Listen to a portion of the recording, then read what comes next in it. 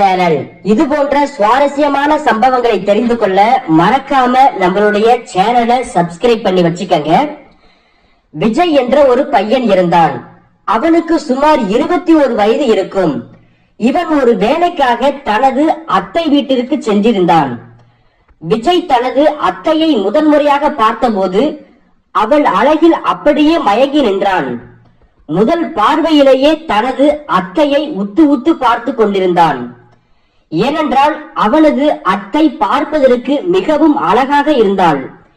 விஜய் எந்த வேலைக்காக தனது அத்தை வீட்டிற்கு சென்றிருந்தானோ அந்த வேலையை முடித்த பிறகு அங்கிருந்து கிளம்ப ஆரம்பித்தான். ஆனால் விஜயின் மனதில் ஒரு எண்ணம் வந்தது.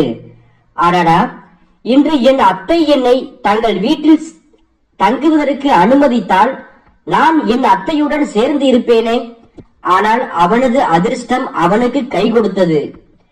அவன் தனது அத்தை வீட்டிலிருந்து தனது வீட்டிற்கு திரும்ப செல்ல ஆரம்பித்தவுடன் அவனது அத்தை அவனை தடுத்து, இன்று இங்கேயே தங்கிவிடு, என்னுடனே படுத்து விடு, நாளை காலை செல்லலாம் என்று அத்தை சொன்னாள். அதன் பிறகு அந்த பையன் மிகவும் மகிழ்ச்சி அடைந்தான். அங்கேயே தனது அத்தை வீட்டில் தங்கினான். மெதுவாக மாலையானது. பின்னர் இருவரும் இரவு உணவு சாப்பிட்டுவிட்டு படுக்கை அறைக்கு சென்றனர். அவனது அத்தை வீட்டில் தனியாக இருந்தாள். அவர்கள் ஒரே அறையில் தூங்கினார்கள். அவன் கீழே தரையில் படுத்து தூங்கினான். ஏறக்குறைய இரவு 2 மணியளவில் அந்த பையன் எழுந்தான். அவன் தன் அத்தையிடம், அத்தை, எனக்கு தாகமாக இருக்கிறது என்றான். அதன் பிறகு அந்த பையன் தன் அத்தை கையை பிடித்துக் கொண்டு யாரும் கற்பனை செய்ய முடியாத ஒன்றை அவளுடன் தொடங்கினான். இது அத்தைக்கு மிகவும் சுகமாக இருந்தது. இது திண்டுக்கல் மாவட்டத்தில் நடந்த ஒரு உண்மையான சம்பவம். அங்கே விஜய் என்ற ஒரு பையன் இருந்தான். அவனுக்கு சுமார் 21 வயது இருக்கும். விஜய் இப்பதான் தனது கல்லூரி படிப்பை முடித்துக் கொண்டிருந்தான். மாலை சுமார் 5 மணியளவில் திடீரென்ற விஜயின் அத்தை விஜயின் தாய்க்கு தொலைபேசி மூலம் அழைத்தார். விஜயின் அத்தை, எனக்கு திடீரென்று உடல்நிலை சரியில்லை, என்னை மருத்துவமனைக்கு அழைத்து செல்ல யாரும் இல்லை, தயவு செய்து விஜயை என்னிடம் அனுப்பிவிடு என்று கூறினார். விஜயின் தாயால் தன் சகோதரியை மறுக்க முடியவில்லை. ஏனெனில் அவளுடைய சகோதரி அவளிடமிருந்து வெகு தொலைவில் இல்லை. மேலும் அவளுடைய கணவர் வீட்டில் இல்லை. எனவே விஜயின் தாய் விஜயிடம், உன் அத்தைக்கு திடீரென்று உடல்நிலை சரியில்லாமல் போக நீ போய் அவளுக்கு சிகிச்சை அளிக்க மருத்துவமனைக்கு கூட்டிட்டு போ என்று சொன்னாள். இதை கேட்டதும் விஜய் மிகவும் மகிழ்ச்சி அடைகிறான். பிறகு தனது பைக்கை எடுத்துக்கொண்டு தனது அத்தையின் வீட்டிற்கு புறப்படுகிறான். விஜய் தனது அத்தையை அன்றுதான் முதல் முறையாக சந்திக்க போகிறோம் என்பதால் மிகவும் மகிழ்ச்சியாக இருந்தான். கிட்டத்தட்ட 20 நிமிடங்களுக்கு பிறகு அவன் தனது அத்தையின் வீட்டிற்கு வந்து சேர்கிறான். விஜய் தனது அத்தையை பார்த்ததும் பார்த்தபடியே அப்படியே நின்று விட்டான்.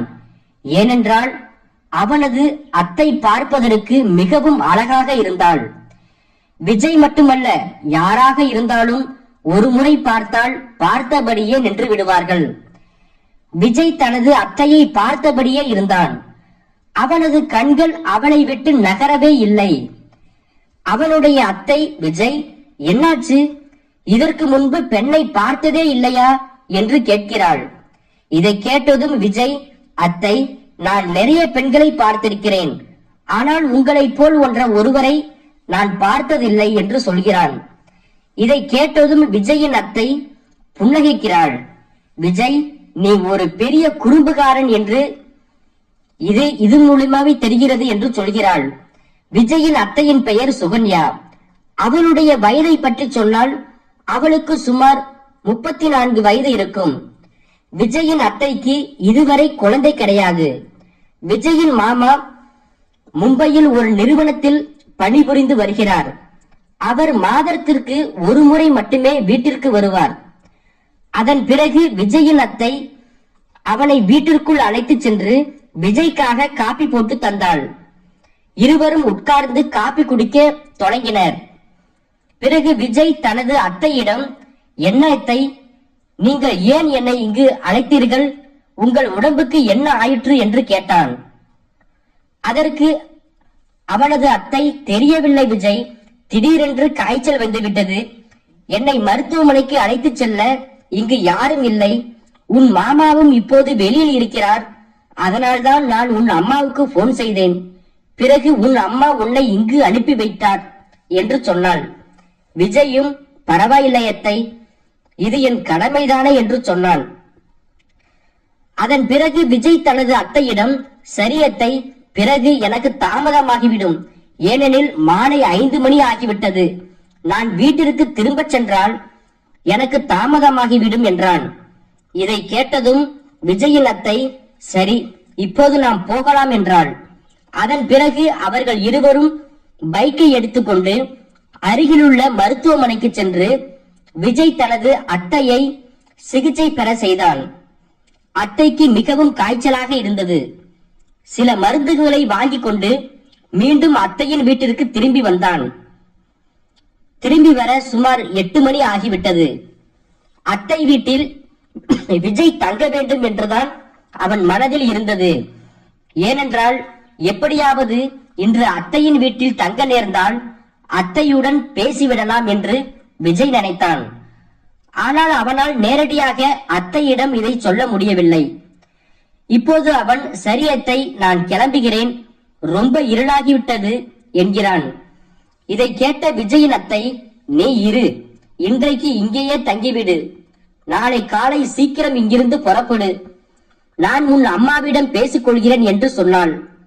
இதை கேட்டு விஜய் மிகவும் மகிழ்ச்சி அடைகிறான். அவன் தன் அத்தையிடம், சரி அத்தை, நீ என் அம்மாவிடம் பேசு, அவள் சம்மதித்தால் நான் இங்கேவே தங்குகிறேன் என்று சொன்னான்.